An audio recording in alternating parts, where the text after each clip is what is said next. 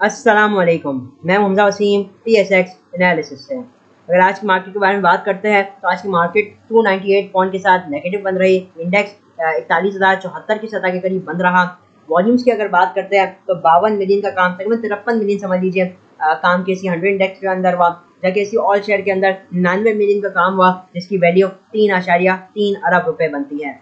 तो वॉल्यूम्स के अंदर हम एक डिक्लाइन देख रहे हैं, मार्केट भी डिक्लाइन है, वॉल्यूम्स भी डिक्लाइनिंग है। साथ ही में आपको कल भी बताया गया था, अल्लाह का शुक्र है, जो हमारा लेवल था 41,070 का 60 का, वो अल्हम्दुलिल्लाह आज मार्केट ने अचीव किया।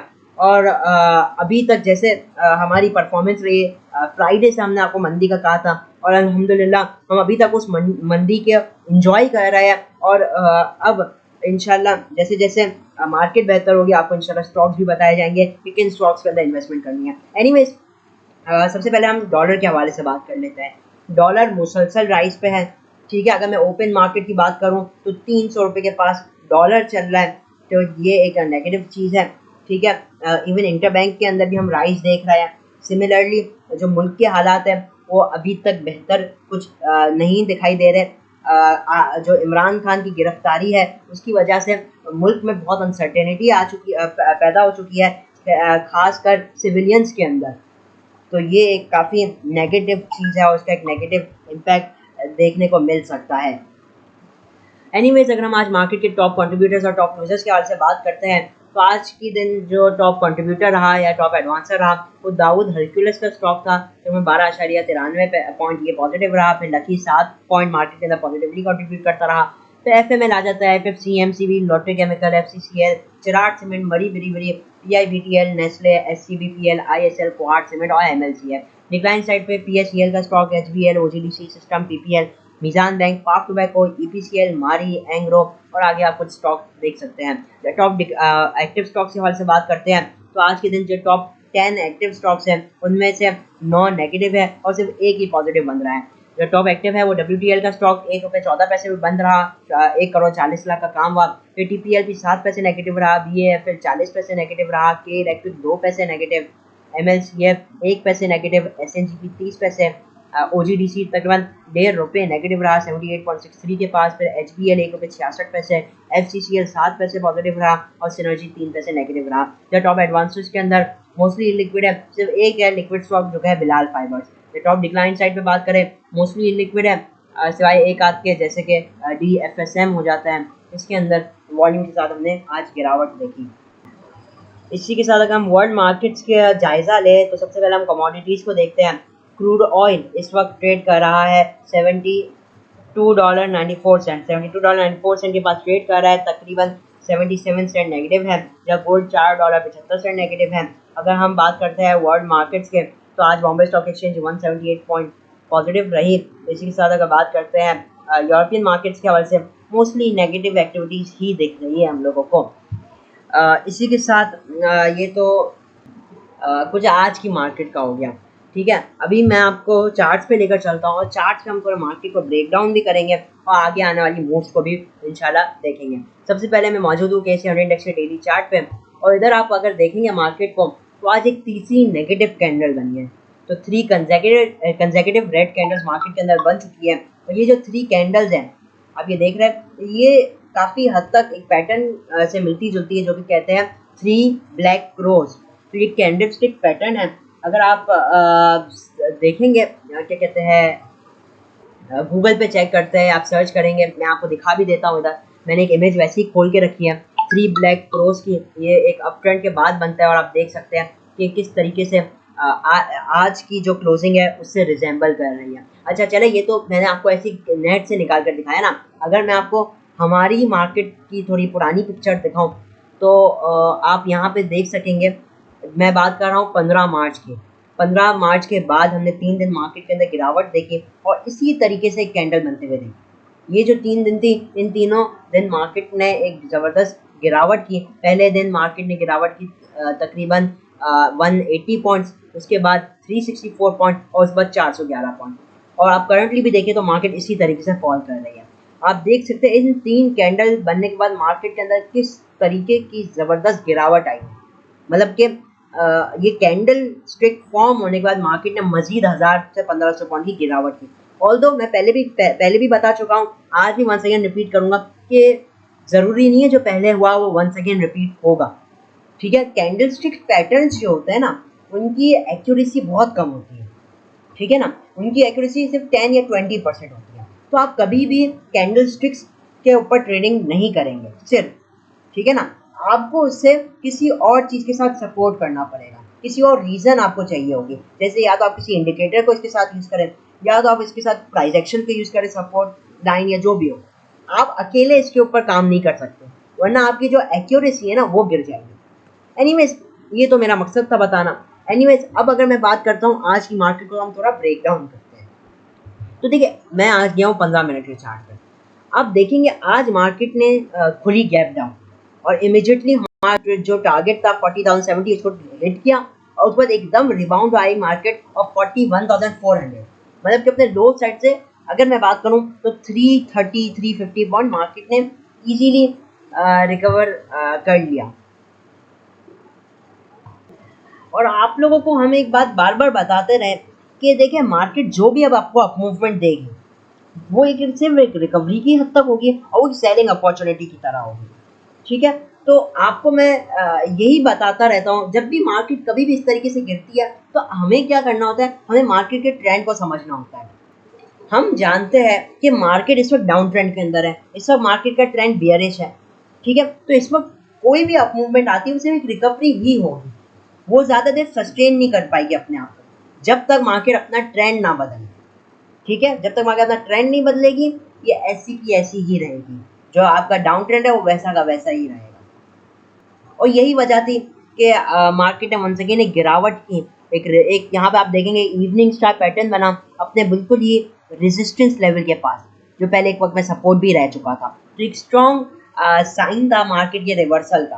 तो इस वक्त आप, जैसे मैंने अभी आपको पहले कहा ना, थोड़ी देर पहले, कि आप खाली पैटर्न्स के ऊपर ट्रेड नहीं कर सकते, खाली कैंडलस्टिक पैटर्न्स के ऊपर। तो ये बहुत परफेक्ट एग्जांपल है कि इधर आप अगर ट्रेड लेते हैं, आप सिर्फ कैंडलस्टिक की बिना पे नहीं ले रहे ट्रेड, इधर आप प्राइस एक्शन को भी इन्वॉल्व कर रहे हैं।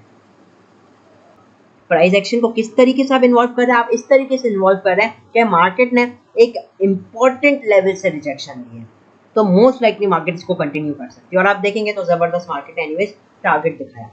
चलो, ये तो कुछ आज की मार्केट का हो गया। अब हम थोड़ा आगे की सूरत हाल को समझते हैं।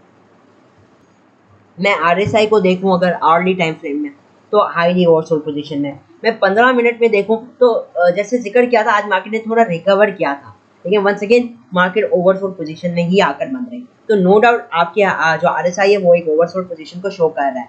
लेकिन मैं आपको पहले भी एक बात बता चुका हूँ, बहुत बार मैं ये बात बता चुका हूँ कि जब RSI हमारे यहाँ कॉमन मिस्टेक है, ये कॉमन मिस्टेक है कि लोग क्या करते हैं, ओवरसोल्ड हो जाता है तो बाय कर लेते हैं। हालांकि मेजॉरिटी ऑफ द टाइम्स ये देखा गया, जब मार्केट ओवरसोल्ड पोजीशन में जाती है तो मार्केट मोमेंटम गेन करना स्टार्ट करती है। आप पहले देखें, मैं पहले की एग्जांपल पे आ जाता हूँ, क्योंकि मैं जो भी बात कर रहा हूँ ना वो फैक्ट से बैक्ड अप है। वो चार्ट से मैं आपको आज दिखाऊंगा उससे प्रूव करके, क्योंकि जो मेरे पुराने व्यूवर्स हैं वो तो इस बात से बखूबी वाकिफ होंगे। एनीवे, मैं 20 मार्च पे आ जाता हूँ। RSI 26 पे था, इंडेक्स 41,173 पे था। आपकी मार्केट गिरती रही बावजूद इसके कि RSI आपका ओवरसोल्ड पोजीशन पे था, और 41,173 से मार्केट ने आगे 39,482, कितनी 1600 पॉइंट की मजीद गिरावट की बावजूद इसके कि RSI आपका ओवरसोल्ड पोजीशन पे था। अच्छा, देखिए, मेरे ये बताने का मकसद आप लोगों को डराना नहीं है, मकसद है कि आपकी गलतियों को सुधारना। ठीक है ना, अब जाहिर सी बात है, इस बार ऐसा हुआ, पिछली बार ऐसा हुआ, ज़रूरी नहीं है हर बार ऐसा ही हो। ठीक है ना, कतई ये ज़रूरी नहीं है। लेकिन हम इस प्रॉब्लम से कैसे बचा सकते हैं अपने आप को, वो ऐसे है कि जब RSI आपका ओवरसोल्ड पोजीशन पे आ जाए ना, तो आप डायरेक्ट बाइंग ना करें, आप वेट करें किसका, कोई मेजर रेजिस्टेंस लेवल का ब्रेक होने का, या तो फिर कोई अच्छा बुलिश पैटर्न मैंने आपका चार्ट्स में, चाहे वो प्राइस एक्शन वाइज पैटर्न बनता है या कैंडलस्टिक वाइज पैटर्न बनता है। तो आप क्या करें, अब आप कैंडलस्टिक को with the help of RSI आप ट्रेड ले रहे हैं, और उधर भी आपने स्टॉप लॉस को डेफिनेटली ख्याल रखना होगा, क्योंकि रिस्क मैनेजमेंट कम्स फर्स्ट। तो एनीवेज, ये तो मैंने आपको कुछ चीज़ें समझाई। ये उनके लिए स्पेशली फ़ायदेमंद साबित होगी जो लोग चार्ट्स को देखकर ट्रेडिंग करने की कोशिश करते हैं और अपने ट्रेडिंग को एक नेक्स्ट लेवल पे पहुंचाने की कोशिश करते हैं। ये उनके लिए 101% इंशाल्लाह फ़ायदेमंद साबित होगी। अब देखिए, अब कल की मार्केट की अगर बात करते हैं तो देखिए इस वक्त मार्केट ने एक इम्पोर्टेंट सपोर्ट लेवल पे 41,760 से 70 की लेवल, ये जो लेवल है ना, ये जो मार्केट ने तेजी की थी, तेजी कहाँ से की थी, 39,700 से जो तेजी की थी, तकरीबन की थी जो 336 तक की थी, 2600 पॉइंट के करीब। तो उस 2600 पॉइंट जो मार्केट ने तेजी की थी उसका जो 50% बनता है 1300 पॉइंट, वो इस लेवल के पास लाई करता है और ये एक फिबोनाची है नंबर, और साथ ही प्राइस एक्शन वाइज भी इम्पोर्टेंट लेवल है, मतलब मार्केट पहले भी इस प्राइस से रिएक्ट कर चुकी है। और थर्डली ये साइकोलॉजिकली एक इम्पोर्टेंट लेवल है, 41,000 डेफिनेटली पे नंबर्स चेंज हो जाते हैं, जीरो आ जाता है, फिर 41,000 अगर टूटेगा तो 40999, ठीक है। तो इसलिए दो तीन वजूहत है कि ये एक इम्पोर्टेंट लेवल साबित है। तो अब ये कि ये इम्पोर्टेंट लेवल कल के लिए अगर मार्केट इसको ब्रेक एंड सस्टेन करता है तो नो डाउट आपका जो फाइनल इम्पोर्टेंट लेवल बचेगा आवरली बेसिस पे वो 40,700 का बचेगा, लास्ट लेवल होगा। उसके नीचे फिर हम जो मार्केट था उसको वंस अगेन मजीद प्रेशर में आता हुआ देखेंगे, ठीक है। तो 40,700 इस वक्त तक मुझे लगता है कि ये एंड होना चाहिए, 41,000 से 40,700 मेरा मानना है कि अब यहाँ पे मार्केट के अंदर हो सकता है जो बियर्स है वो कुछ एग्जॉशन में आए, ये नहीं तो बहरहाल हमारा मानना है मार्केट के नज़दीक हमारे मानने की कोई वैल्यू नहीं है, हमें वही करना है जो मार्केट जिधर रिएक्ट करेगी, मार्केट के साथ साथ हमें चलना है, मार्केट को फॉलो करना है, ठीक है। तो अब कल की अगर हम बात कर ले तो पहला लेवल 41,050 का, अगर मार्केट इसको ब्रेक एंड सस्टेन करती है मार्केट का जो इमीडिएट टारगेट होगा वो 40,900 का होगा। इसको भी मार्केट अगर ब्रेक करेगी तो 40,700 लेवल्स मार्केट दिखा सकती है। अच्छा, इंट्राडे की अब बात की जाए तो देखिए इंट्राडे हमें कैसे बना सकते हैं, वो ऐसे बना सकते हैं कि जो हमारे सपोर्ट लेवल्स आप लोग को दिए गए हैं, अगर इन लेवल्स के पास मार्केट जैसे कोई रिवर्सल की कैंडल बनाती है ना, बुलिश कैंडल बनाती है, मॉर्निंग स्टार पैटर्न या बुलिश हरामी कैंडल या फिर बुलिश इंगल्फिंग कैंडल, कोई सी भी ऐसी पैटर्न बनता है तो आप यहाँ पे एक बाय कर सकते हैं, या ग्रेवस्टोन डोजी बन गया, ठीक है। तो अगर कोई ऐसी पैटर्न बनता है तो आप इंट्राडे के लिए ट्राई कर सकते हैं। वजह क्या है कि आरएसआई आपका हाईली ओवरसोल्ड पोजीशन के अंदर है, तो जैसे मैंने पहले भी कहा था कि आरएसआई प्लस कैंडल स्टिक कर सकते हैं तो अच्छा आप मुनाफा कमा सकेंगे। अच्छा, अब मार्केट को के लिए एटलीस्ट जो मार्केट को लेवल चाहिए जो प्रेशर को कम करने के लिए, वो पहला लेवल है 41,400 का लेवल, जहाँ से आज मार्केट ने रिजेक्शन है। ये मार्केट को बहुत ज़रूरी है इस लेवल को ब्रेक एंड सस्टेन करें अगर मार्केट वंस अगेन पावर को रिगेन करना चाहती है, ठीक है। तो 41,200 का पहला रेजिस्टेंस, फिर 41,400 का दूसरा, और उसके बाद 41,650 और फिर आपका जो आएगा 41,850 का लेवल। तो ये लेवल मार्केट के लिए रहेंगे कल के लिए, ट्रेडिंग के लिए। जिस तरीके से मार्केट क्लोज रही है इससे यही लगता है कि मार्केट एक न्यू लो दिखा सकती है, लेकिन हमें क्या करना है, उधर हम डेफिनेटली इंट्राडे की अपॉर्चुनिटीज हमें मिलेंगी, लेकिन ज़्यादा लालच नहीं करनी है। मार्केट ऊपर आती है तो उसको एज अ सेलिंग अपॉर्चुनिटी की तरह लेना है, फिर सब मार्केट डाउन ट्रेंड के अंदर है, ऐसा कोई भी आता है तो एक रिकवरी के लिए ही होगा। जब तक मार्केट 41,400 को नहीं तोड़ेगी मार्केट में हम बेहतरी नहीं देखेंगे। हाँ, 41,400 तोड़ेगी तो डेफिनेटली मैं कहता हूँ कुछ बेहतरी आप मार्केट में आता हुआ देखेंगे, उससे पहले कोई बेहतरी नहीं आएगी, उससे पहले कोई भी अप मूवमेंट आपके लिए एक सेलिंग अपॉर्चुनिटी की तरह एक्ट करनी चाहिए। अच्छा, एक स्टॉक मेरे पास इस वक्त मौजूद है, ये है पोजिशनल ट्रेड के लिए, ठीक है। हम इसको ना ही शॉर्ट टर्म में देख सकते हैं, तो ये अगर आप ट्रेड लेंगे तो ये टोटली पोजिशनल ट्रेड ही होगी, तो इस बात का आपने खास ख्याल रखना है।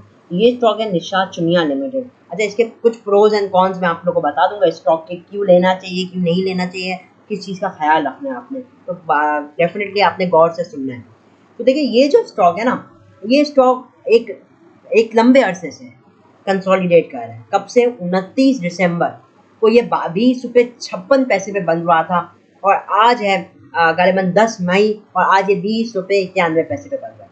मोर दिलेस मैं कहूँगा नो रिटर्न्स ना, मोर देन नीली आप कह लीजिए इसने शो किया, तो कोई ऐसा रिजल्ट तो इससे शो नहीं किया। तो जो ये 5-6 महीने का ये जो टाइम है, 5 महीने, इसमें इसने कोई गेन नहीं शो किया, एक कंसोलिडेशन के अंदर है और ये एक बड़ी गिरावट के बाद एक बड़ा लंबा कंसोलिडेट कर रहा है। अब कुछ चीज़ें हम समझ लेते हैं। देखिए, इसका ये पहले एक वक्त में बहुत अच्छा डिविडेंड भी दिया करता था स्टॉक, ठीक है, और अर्निंग्स भी बड़ी शानदार थी। अब due to economic slow down, ठीक है ना, मुआशी सोच रवि की वजह से इसकी जो अर्निंग है उस पर हमें बहुत बुरा इम्पैक्ट देखने को मिला है। ठीक है, जो हम होप करते हैं कि इंशाल्लाह जैसी हालात इंशाल्लाह सही होंगे तो इसकी अर्निंग वंस अगेन आ सकती है लाइन से। लेकिन जो प्रीवियस क्वार्टर की इसकी अर्निंग थी वो 7.10 पैसे नेगेटिव थी और सिर्फ पहले क्वार्टर में तकरीबन 0.54 नेगेटिव थी। अच्छा, खाली ये रीज़न नहीं है। देखिए, मैंने मोस्ट ऑफ द टाइम्स ये ऑब्जर्व किया कि जब मार्केट गिरती है ना और फिर कंसोलिडेट करती है, जितना लंबा कंसोलिडेट करेगी एक बात ये समझ लीजिए उतने ज़्यादा मजबूत होगा आइटम। अब गिरने के बाद अगर नीचे कंसोलिडेट करी, वो यूजुअली और हमेशा नहीं, यूजुअली कंसोलिडेशन फेज जो होता है ना, ये एक एक्यूमुलेशन फेज की तरह एक्ट करता है। ठीक है, और ये जो फेज होता है इसके बाद मार्केट यूजुअली अच्छा खासा रिकवर करती है। अब कुछ चीज़ें समझ लेते हैं। देखिए, पहला एक जो मैंने रीज़न कहा आपको वो ये है कि इसका जो RSI है वो एक स्ट्रॉन्ग बुलिश डाइवर्जेंस शो कर रहा है। मैं वीकली टाइम फ्रेम पे आ जाऊँ, आपको मज़ीद बेहतर तरीके से दिखेगा।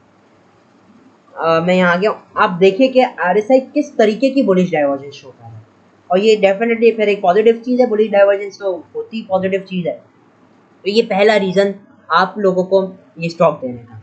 अब दूसरा रीज़न ये है कि जैसे मैंने बताया कि गिर रहा है, कंसोलिडेट किया, तो ये दो रीज़न है।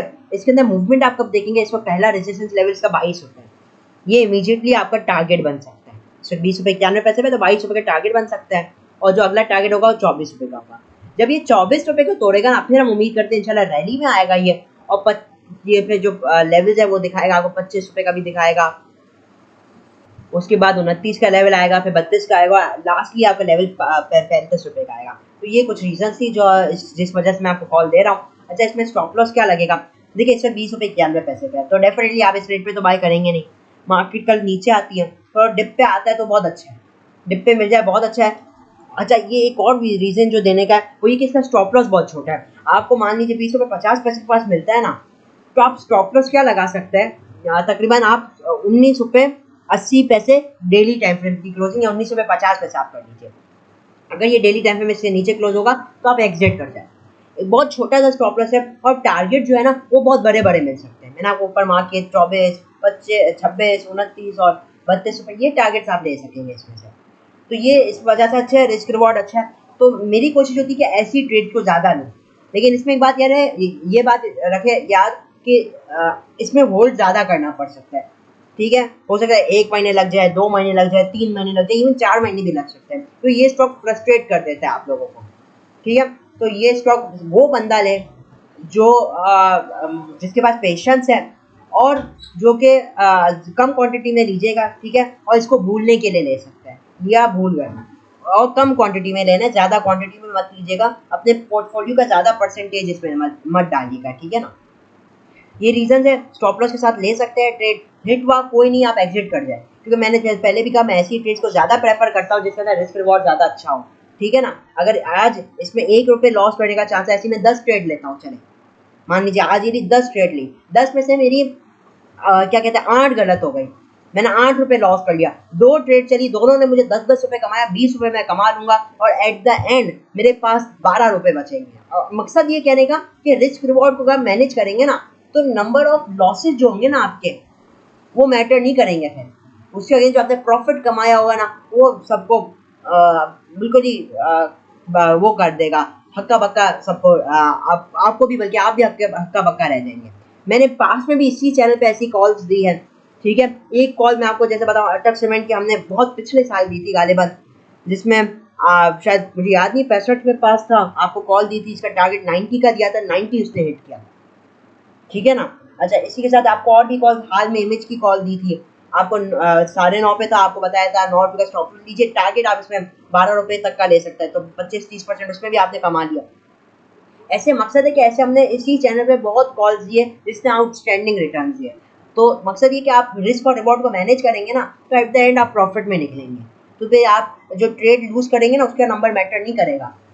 ठीक है ना, क्योंकि लॉसेस बहुत कम होंगे। जब प्रॉफिट होगा तो वो आपको बहुत ज़्यादा होगा, पिछले सारे लॉसेस आपका है ना कवर अप हो जाएंगे। ठीक है, इसी के साथ इजाज़त चाहता हूँ। वीडियो अच्छी लगी तो लाइक और चैनल को ज़रूर सब्सक्राइब कीजिएगा। जो स्ट्रेटेजी बताई गई है उस पर भी ध्यान दीजिएगा। बहुत सारे स्टॉक्स अब अपनी करेक्शन को काफ़ी हद तक कंप्लीट कर चुके हैं, कुछ अभी भी कर रहे हैं, तो आहिस्ता आहिस्ता डिप पे हम रीएक्यूमुलेट भी कर सकते हैं। लेकिन इस वक्त जैसे मैंने कहा हालात भी इतने अच्छे नहीं है, तो इस वक्त मैं इंट्राडे को प्रेफर करूँगा। ठीक है, तो इसी के साथ इजाज़त चाहता हूँ। वीडियो अच्छी लगी तो लाइक और चैनल को जरूर सब्सक्राइब कीजिएगा। मैं मोहम्मद वसीम PSX एनालिसिस से।